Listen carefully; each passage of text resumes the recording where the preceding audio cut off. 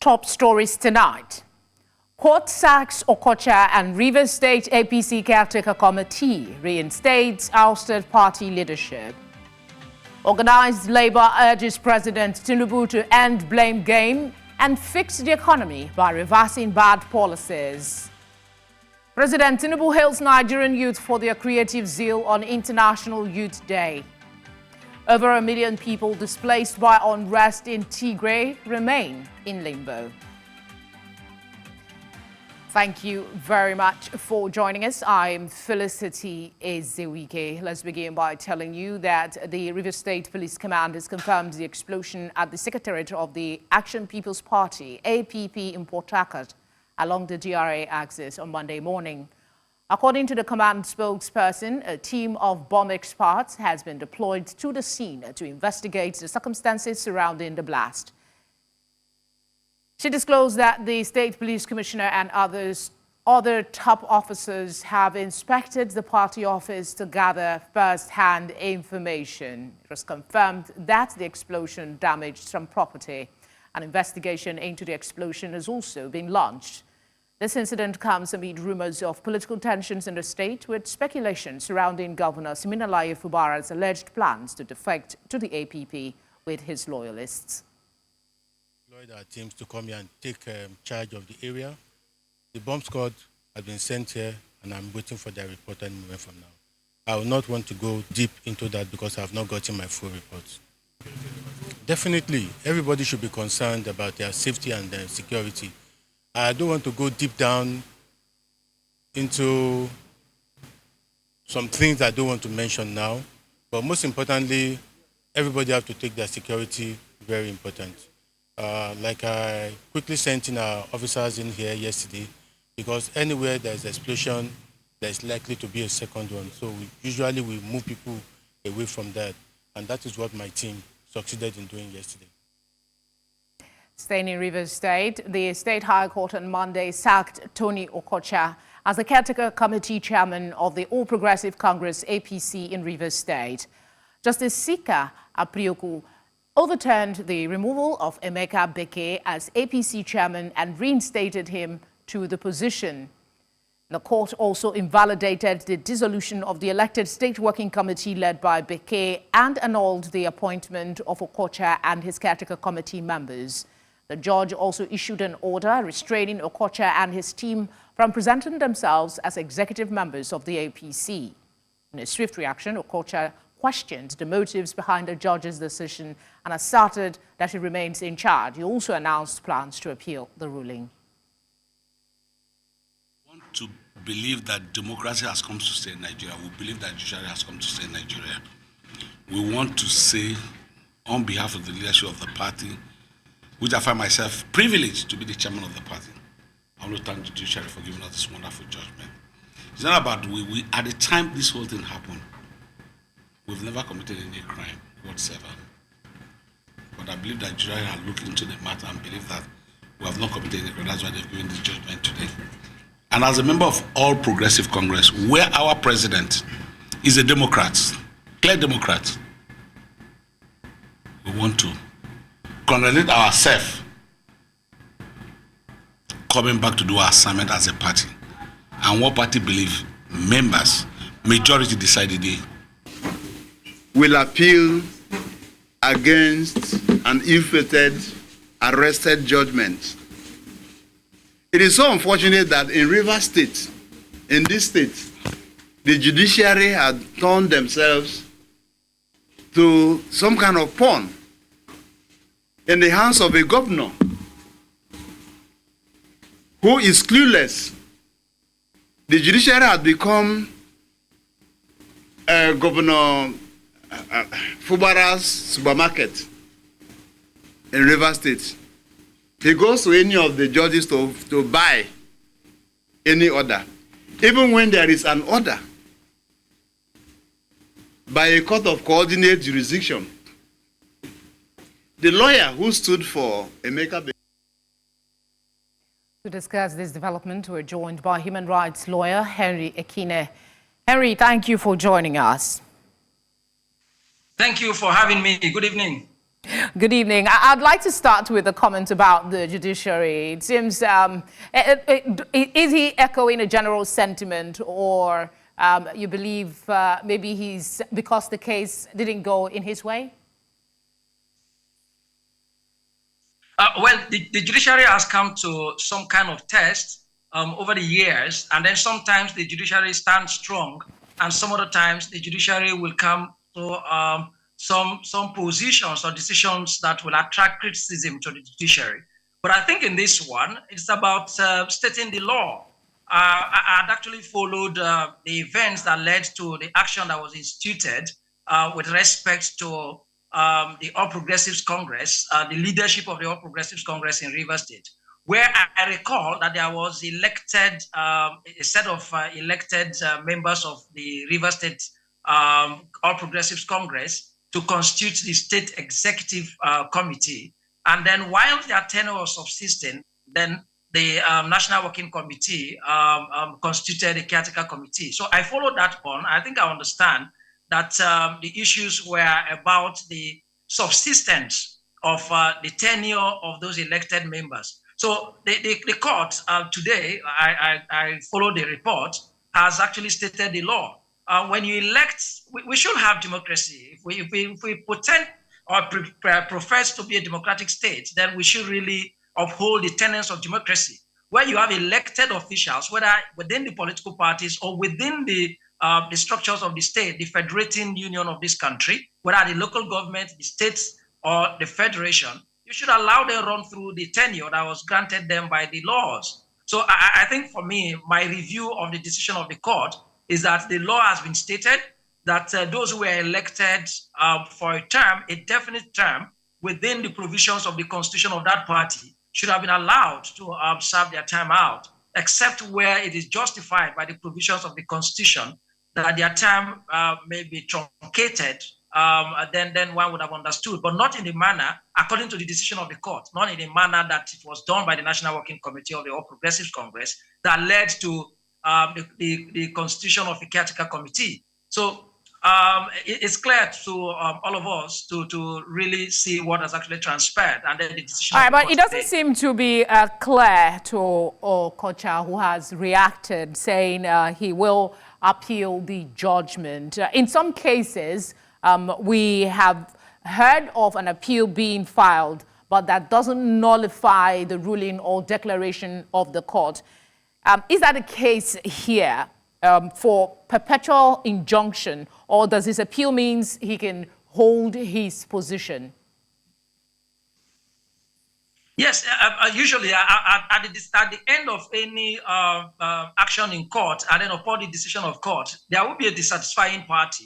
And then the dissatisfying party will imagine some grounds for appeal. So Tony Okocha here, who was the beneficiary of that action of the National Working Committee of the All Progressives Congress, is the dissatisfied party here. And as a matter of fact, he was the defendant. So it is within his right to approach the appellate court to challenge the decision of the trial court. But I think we will await to see the grounds of appeal that he will raise. And then he was speaking to some of those imaginary grounds by him as to the laws with respect to the courts not allowed to intervene within, in the spheres of the internal affairs of the political parties.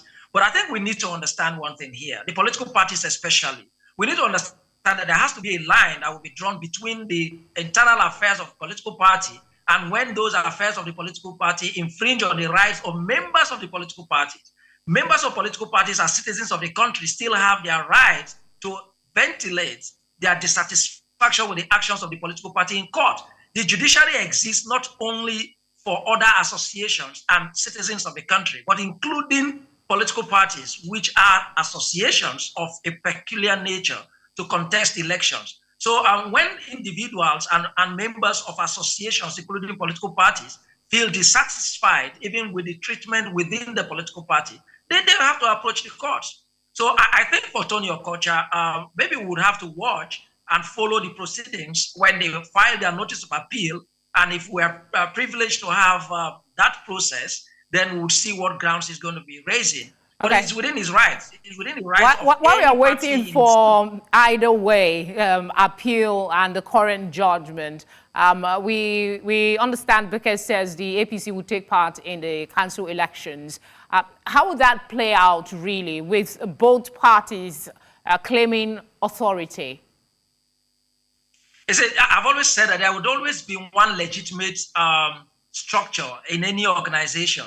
The other may just be the one that is purporting to be a legitimate structure. In any consideration, just like we have in the case of Rivers State, there is only one House of Assembly and there shall be just one speaker. So we only have a situation where another person is purporting to be. So the same in the All Progressives Congress. And let me lay the foundation that is public notice and public knowledge that there was the Rivers State Congress, or if you like, a convention of the All Progressive Congress that elected the State Working Committee and then State Executive Committee that was led by Chief Emeka Bekee. So when Tony Okocha emerged as the acting chairman of the caretaker committee, or rather even the chairman of the caretaker committee, then it became an issue that was brought before the court. And today, as it stands, the court has determined, and we say in law, that every decision of court and the orders of court are valid until turned,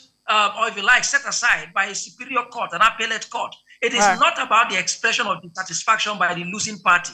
So it is not the expression of dissatisfaction by Tony Okocha that turns the decision of the court. So as it is now, the valid decision of the court that has not been overturned by an appellate court is that Chief Emeka Bekee is the chairman, substantive and legitimate chairman of the All Progressives Congress in Rivers State. All right, Henry, we'll have to leave it there. Of the working committee or the State Executive Committee. So it can't be Tony Okocha until Tony Okocha succeeds in the appeal. So even the media should be guided here that the substantive and legitimate leadership of the All Progressive Congress in Rivers State is as upheld by the court to be that is led by Chief Emeka Bekee. You've helped us make that very clear, Henry. We'll have to leave it there for now. Thank you very much, as always, for your kind thank you very much for having me. It's always my pleasure to be on your platform. Right. The Nigeria Labour Congress has tasked President Bola Tinubu's administration to stop the blame game, reverse its policies that have caused hardship to Nigerians, and engage in meaningful dialogue with relevant stakeholders. These, among others, were contained in a communique issued at the end of the Emergency National Executive Council meeting of the NLC held at the weekend. Similarly, the presidential candidate of the Labour Party in 2023 poll, Peter Obi, said the just concluded nationwide protests will call on Nigeria's leaders to reflect deeply on the growing poverty in the country and take steps to address it. Former National Vice Chairman, Northwest of the ruling All Progressives Congress, APC, Selihu Lukman, spoke in the same vein, describing the nationwide protest against hunger and bad governance as sufficient grounds for impeachment of the president and some state governors.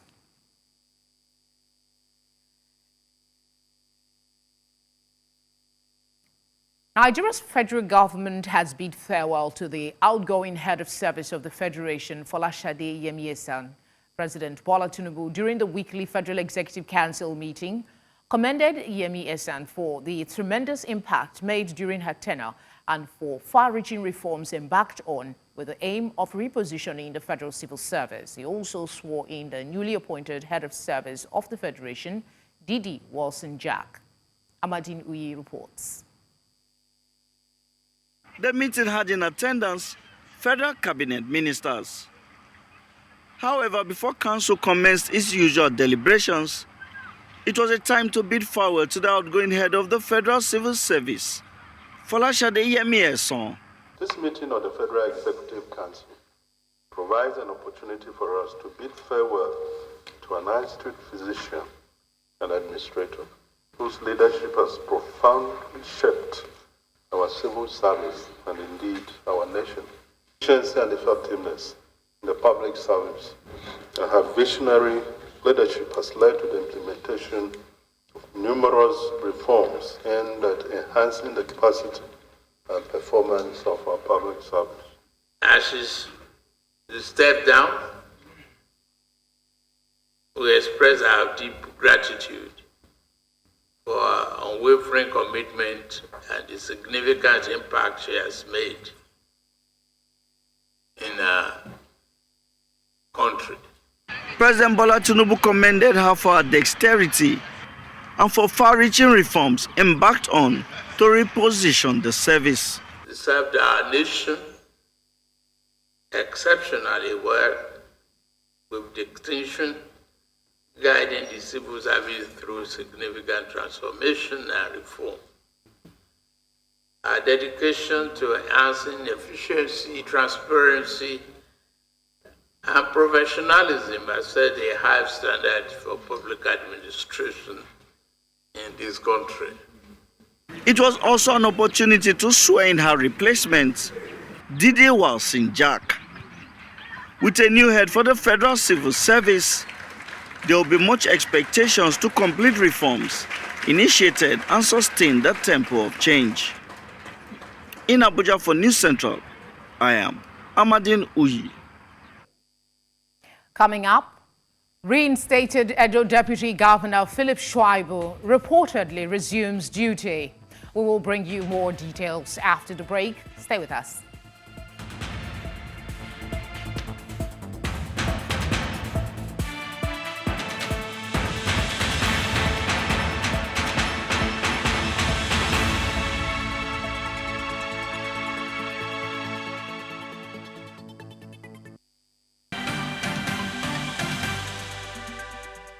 If you've just joined us, you're watching Tonight.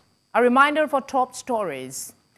Court sacks Okocha and Rivers State APC caretaker committee reinstates ousted party leadership.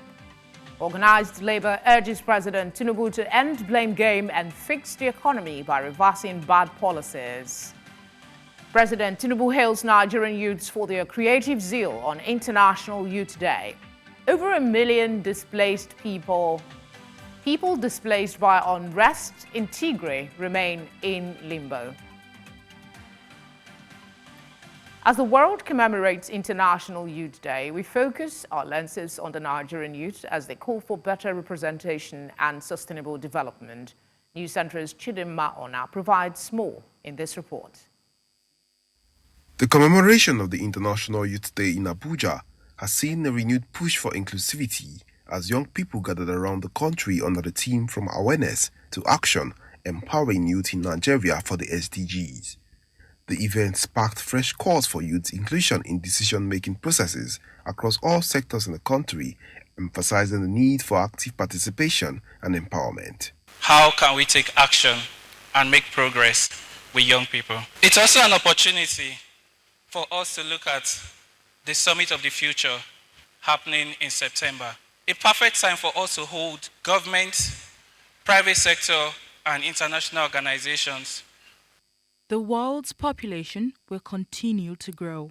In another 50 or 60 years, it will be reaching a peak of around 10.3 billion people, up from 8.2 billion in 2024.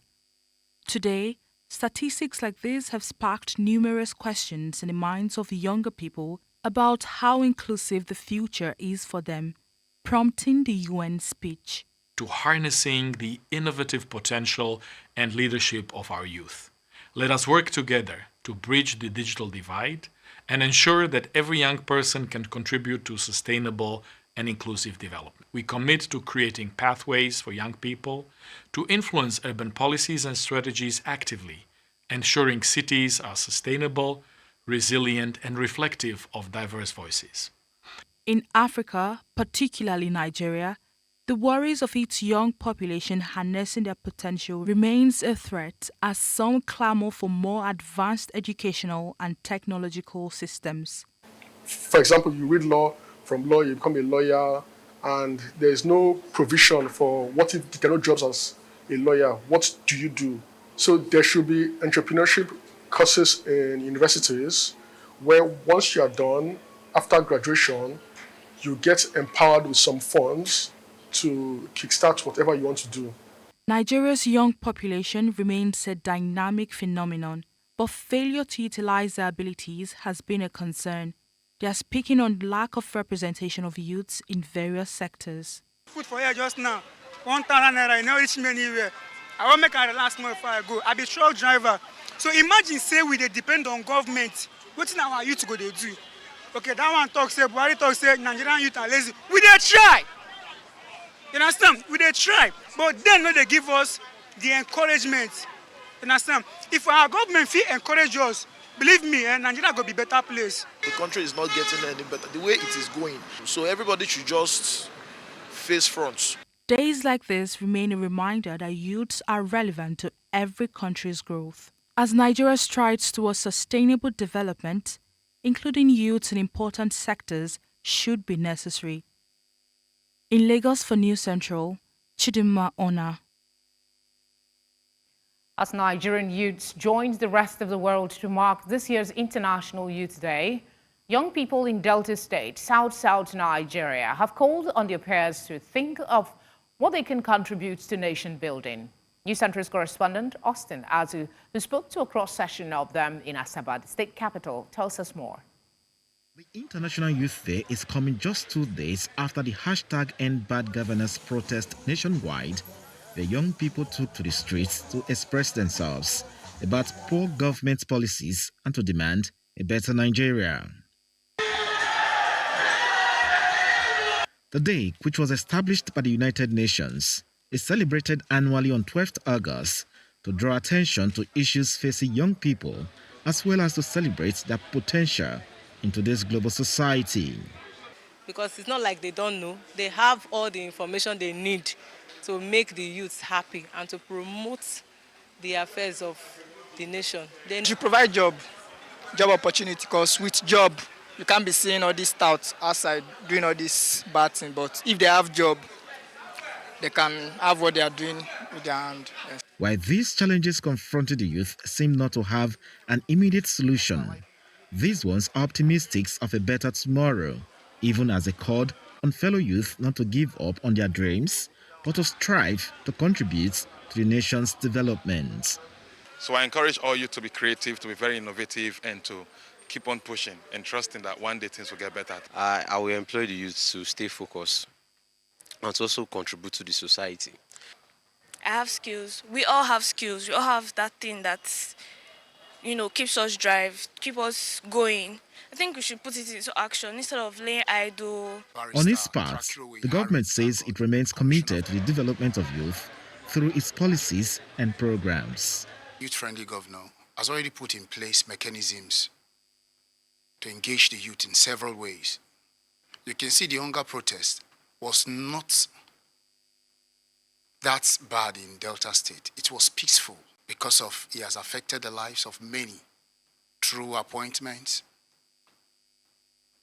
SAs, SSAs, EAs, commissioners who are youth.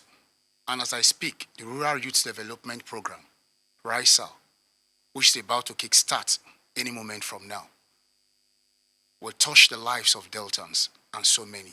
The theme for this year's International Youth Day is From Cliques to Progress, Youth Digital Pathways for Sustainable Development. In Asaba, for News Central, Austin Azu.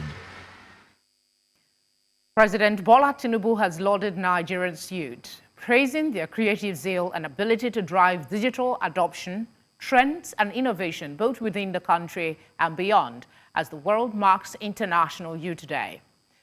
The day is celebrated annually on August 12th and has chosen the theme for 2024 From Cliques to Progress, Youth Digital Pathways for Sustainable Development. President Tinubu emphasized that within the nation's youth lies an extraordinary spirit and the potential to digitally transform Nigeria, leading it to prosperity and global recognition. The president acknowledged the significant strides made by young Nigerians in various fields, particularly in developing billion-dollar technologies and innovations that contribute to a more prosperous and advanced world. To discuss the significance of this day, I'm joined by the Executive Director, Not Too Young to Lead Initiative, Elvis Akwobi. Elvis, thank you for joining us. Thank you for having me. We got some highlights on the administration, the Tinubu administration's work on youth development, along with commendations. I want your candid thoughts on the president's message to youths in commemoration of the International Youth Day.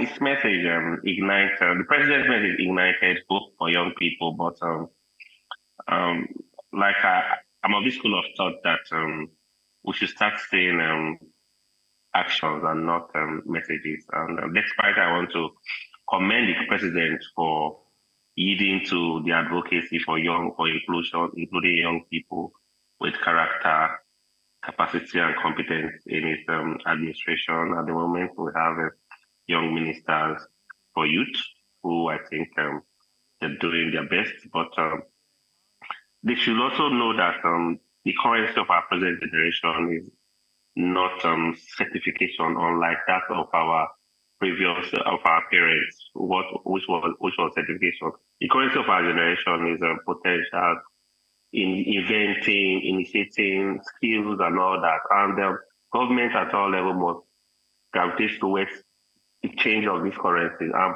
make policies that will grow and harness this potential. Because at the moment, I think the government is not taking advantage of the large population of young people, whom, if they are well equipped, if their skills are harnessed, we grow our economy. Okay. On this special occasion, I'm quoting a bit of the press now, to celebrate the youth, President Tinubu assures Nigerians that his administration is here to make their dreams come alive in sustainably expanding inclusive economy. How reflective are these words in the light of recent actions the presidency has taken in terms of response to agitation for better governance protests? And then you talked about it doesn't seem like they are utilizing the youth creatively enough. Yes, I think the president is talking about the future, because if his speech was the past, if his speech was about the past, I'm not sure they've really utilized the opportunities of for young people. But I think that he's talking about the future, like he wants to. From now on, his administration will utilize the potentials of young people. Let's give them the benefit of the doubt. But I will still reiterate that leaders at all levels must learn to build trust with the citizens, because at the moment, when citizens don't trust leaders, they don't get involved in most of their policies. They see most of their policies as a fugazi. So even as we celebrate this year's International Youth Day, we talked about click to progress for sustainable development. For sustainable development, I still want to urge young people to gravitate towards change. We live in a digital space. The world is moving, and we must move just like the world is moving. We are no longer in the analog phase. We are gravitating towards a digital. We're already in the digital space, and young people should, take advantage of the digital economy we have already, and take it off from there. Because oftentimes we talk about there are no jobs. We too, we need to grow ourselves. We need to develop ourselves and even play a role towards making Nigeria better. All right, Elvis, I was going to ask for a singular message, but you've given quite a couple of messages to the young people today. Thank you for speaking with us. Thank you for having me. The reinstated Deputy Governor of Edo State, Philip Schreiber, has resumed office and directed his staff to follow suit. He issued a stern warning to banks, cautioning against conducting any transaction with the office of the Deputy Governor without his explicit consent, labeling such actions as illegal. In a video broadcast, Schreiber further mandated that any staff who have yet to resume work since his reinstatement must do so immediately or face consequences. To reiterate my dedication to serving the wonderful people of Edo State. My reinstatement as the Deputy Governor of Edo State is a testament to the divine grace of God Almighty and the steadfast prayer of all Nigerians, for which I am truly grateful. In recent weeks, the Federal High Court in Abuja reinstated me as the Deputy Governor of Edo State, acknowledging the illegality of the impeachment. Upon my arrival in Benin, a tragic event occurred as an assassination attempt was made on my life. Meanwhile, the Edo State government stated on Monday that Philip Shuaibu is impersonating the Deputy Governor and should stop presenting himself as such. Commissioner for Communication and Orientation, Chris Nahikere, noted that Shuaibu is not the Deputy Governor of Edo State and any correspondence from him in that regard should be disregarded and considered a forgery. Away from that, let's tell you that the Nigerian police has shed more light on the raid of the office of a foreign national at the Labour House in Abuja, saying that intelligence information reveals that he is taking advantage of the recent and bad governance protest to create crisis in the country. The Inspector General of Police, while responding to questions on why the police were not in support of the hardship protest, says that available intelligence reveals that some of the organizers planned to use the protest to sabotage the country. Our correspondent, Idong Joseph, reports. The allegations by the Nigerian Labour Congress over the raid of its national secretariat by security operatives has continued to generate reactions nationwide. While the NLC is demanding an apology from the federal government and police over what it described as an unwarranted invasion, the police is saying it acted within the rules of the law. The police also denied that it raided the NLC headquarters, but a private office belonging to a foreign national in the Labour building, over intelligence information that the suspect was engaging in terrorist activities and sabotage efforts using the recent End Bad Governance protest in Nigeria. Why the noise about the raid on Labour House when the police didn't raid Labour House? We raided only a shop that the individual was using as a front, and we have been monitoring his activities. He was very active in the Sudan crisis. Wow. And he's in Nigeria mobilizing people to destabilize our country. Speaking at the Nigerian Police Force Youth Summit, which held in Abuja, the Inspector General of Police says that criminal elements tried to take advantage of the protest using the cover of its popularity on social media. He called for collaboration with youth in the country, saying that the police is open to a partnership. I don't believe that protest that is mobilized on the social media is hijacked. Hijacked by who? By the same people that were mobilized for the protest. So our experience in previous protests would not make the police to want to take part in any protest that we know is going to be violent. I have seen that we are not communicating enough to the Nigerian youth. And this is why I appreciate what is happening here. But the police has the wherewithal. They also have the responsibility to get members of the community to cooperate with them. While it has been agreed by all stakeholders here that citizens are expected to play a role in ensuring adequate security, many believe that the ideas presented here will help contribute to fostering youth involvement in national security issues. In Abuja for News Central, I am Idong Joseph.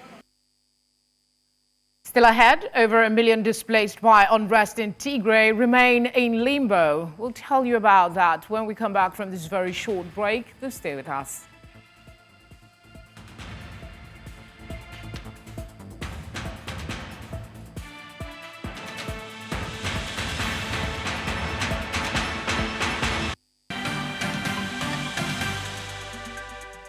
Thank you for staying with us. More than 1 million people displaced by the brutal Tigray conflict remain in limbo, even though the guns fell silent almost 2 years ago, many in makeshift camps. Despite a peace accord signed to end the deadly conflict that claimed more than 600,000 lives, continuing insecurity has stopped those who fled their homes from returning. According to humanitarian workers, aid organizations have scaled back their operations and essential aid is harder to come by.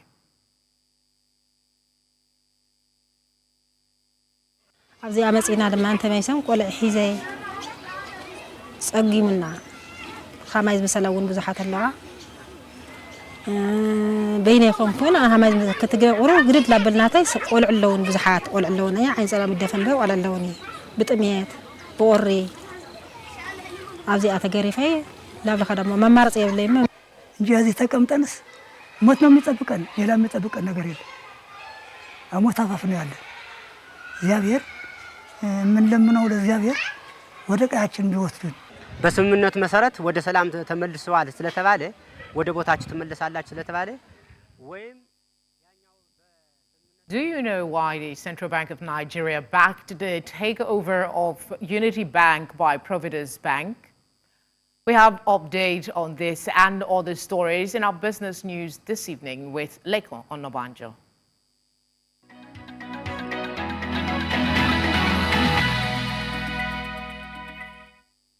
Business news in association with Money Master PSB, the easy way to master your money. The Central Bank of Nigeria, CBN's decision to back the takeover of Unity Bank by Providence Bank was driven primarily by concerns over the potential impact of the bank's collapse on the northern region of Nigeria. This is according to new information on the merger. Sources familiar with the matter disclosed this, stating that the Apex Bank deems Unity Bank too crucial to fail, given its role as the primary financial institution for numerous states and local governments in the north. It was also mentioned that the bank's primary customer demographic includes a significant number of farmers. The CBN recognized this and its importance to the region's economic stability and food security. Nigerian refineries, including the Dangote refinery, have raised their domestic crude requirements for the second half of 2024 to 597,700 barrels per day from 483,000 barrels per day in the first half, the national oil regulator said, despite tight domestic supply. The Nigerian Upstream Petroleum Regulatory Commission was only able to help secure 177,777 barrels per day from oil producers in the first 6 months of the year, way below what the refiners had asked for, it said in a statement released. The NUPRC said oil producers could not satisfy the demands because some had operational challenges, while others pledged most of their output to traders who financed drilling.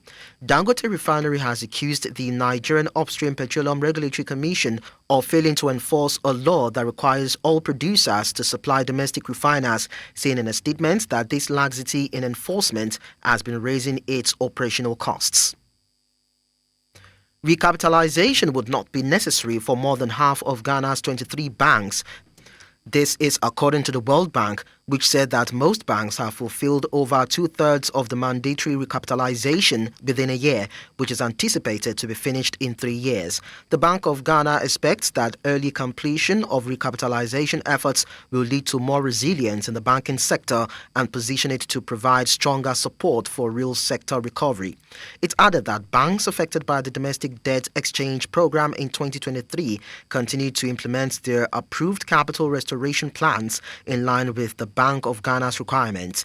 The Bretton Woods Institution's 8th Ghana Economic Update also revealed that the banking sector is stronger and better capitalized than during the DDEP with higher profitability. However, there are some emerging risks.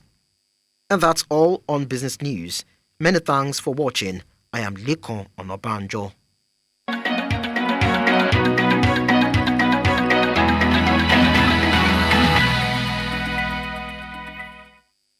Business news in association with Money Master PSB, the easy way to master your money. Up next is Sports Update.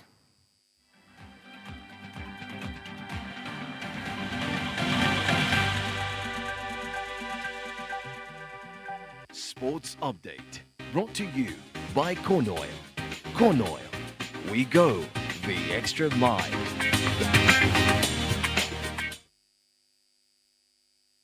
Hello and welcome. This is Sports News. Head coach of Nigeria's The Tigress, Reina Wakama, has been named as the best women's basketball coach at the Paris 2024 Olympics. The International Basketball Federation announced this prestigious accolade on Sunday. Wakama's selection highlights outstanding leadership and tactical expertise, which elevated Nigeria to remarkable success at the Games. At just 32 years old, Rena Wakama led the Tigress to an unprecedented achievement, becoming the first African team to reach the Olympic quarterfinals. And under her guidance, the team secured memorable victories against the world's top-ranked teams, including Australia, ranked 3rd, and Canada, ranked 5th. In the quarterfinals, the Tigress pushed the USA to the brink before eventually being narrowly defeated. Manchester City has officially announced the transfer of FIFA World Cup winner Julian Alvarez to Spanish side Atletico Madrid. The move marks the end of Alvarez's highly successful 2-year stint at the Etihad Stadium. The 24-year-old, who joined City from River Plate in 2022, made 103 appearances across all competitions, scoring 36 goals and contributing to 6 major trophy wins. In his debut 2022-23 season, Alvarez played a crucial role in City's historic treble, helping the team secure the Premier League, FA Cup, and first Champions League title. According to credible sources in France, Kevin Durant is about to become a minority shareholder in Paris Saint-Germain, with an official announcement expected soon. Durant earned his money playing in the NBA, where he became widely recognized as one of the best players in the league. In 2016, he joined the Golden State Warriors from the Oklahoma City Thunder to create a super team with Steph Curry and Klay Thompson, where he was able to win 2 NBA championships. More recently, he was part of the US team that won the gold medal at Paris Olympics. In 2016, Durant also created a firm 35 Ventures with his longtime manager Rich Kleiman, which has gone on to develop a wide investment portfolio that has interest in technology, sports, and entertainment, as well as in artificial intelligence, health, and fitness.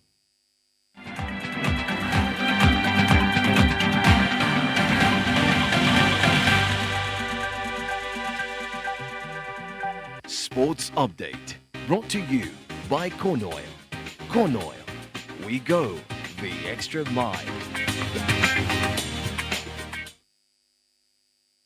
Up next is entertainment.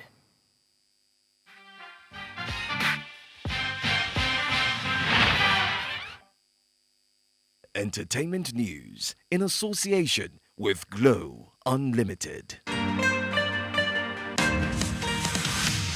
Tonight on Entertainment News, Jamaican reggae and dancehall star Buju Banting shared his thoughts on the rise of Afrobeats, expressing concerns that the genre lacks impactful messaging. Banting acknowledged Afrobeats' international success, but criticized the genre for not addressing the struggles of the African continent. Unlike the work of earlier African artists such as Fela Kuti, Salif Keita, and Yusuf N'Dior, whose music carried strong socio-political messages. Buju Banting urged that while Afrobeats is gaining global popularity, its songs don't resonate with the challenges faced by its audience. He contrasted this to reggae, which he believes captures various aspects of life, including political issues. Banting also highlighted that Afrobeat and reggaeton, both influenced by reggae and dancehall, don't fully recognize their Caribbean roots. He further criticized Afrobeat stars for not collaborating with Jamaican artists, despite drawing inspiration from dancehall and reggae. Banting's remarks have sparked reactions on social media, with some disputing his claims that Afrobeats lacks conscious music and challenging his assertion that Nigerian artists are neglecting their Jamaican counterparts. Additionally, despite the rumors of Buju Banting's The Overcomer tour being cancelled, he took to social media to debunk the information in a post stating that he would like to inform that the Overcomer tour is not cancelled. Toni Braxton is opening up about a past health scare that nearly derailed her career. In an interview, Braxton revealed that she had a close call with a widowmaker heart attack, a severe blockage in the left anterior descending artery. The incident was so serious that she had to cancel parts of her 2-year Las Vegas residency, Love and Laughter. Braxton recalled being told by doctors that she was lucky to be alive. The singer also shared the frightening news that the doctor warned her that she might never be able to tour again due to the risk of another heart attack. Braxton, who was diagnosed with lupus in 2008, has faced severe health challenges over the years related to the disease. That's all on Entertainment Tonight.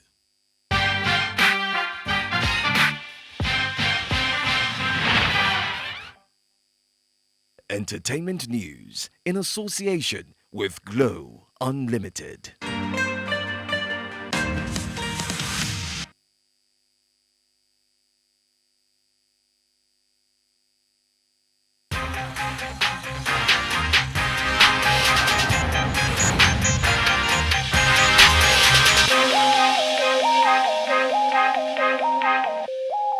Moving away from entertainment, the hashtag International Youth Day is trending, as today, August 12th, is a special day set aside to celebrate the potential, accomplishments, and contributions of young people around the world. A lot of Nigerians took to social media to express their thoughts. Let's take a look at some tweets. At Ateka Museum, Happy International Youth Day. Today we celebrate the power, potential, and passion of the young people around the world. This day inspires us to empower, uplift, and embrace our culture in shaping a brighter future. At Musoka Emmanuel, Happy International Youth Day to every young person who is fearlessly championing change in their community. I am proud of your resilience, your passion, and your unwavering commitment to positive transformation. Keep shining, keep pushing boundaries, and keep making a difference. At Atiku, as we commemorate International Youth Day, let's celebrate the power of our young people in driving sustainable development through digital pathways. I also urge leaders and stakeholders to commit to harness the energy of our youths and make the necessary investments in this regard towards a greater future for all. At Okoth Merende, the youth are not just the leaders of tomorrow, but the change makers of today. Today, I urge fellow youth to arise and shine. Happy International Youth Day. At Peter Obi, as the global community commemorates International Youth Day today, I add my voice in reminding us, the leaders, that youths remain the bedrock of the development of any country. Therefore, their future must be prioritized and placed in the front role of our development agenda. That's all on What's Trending.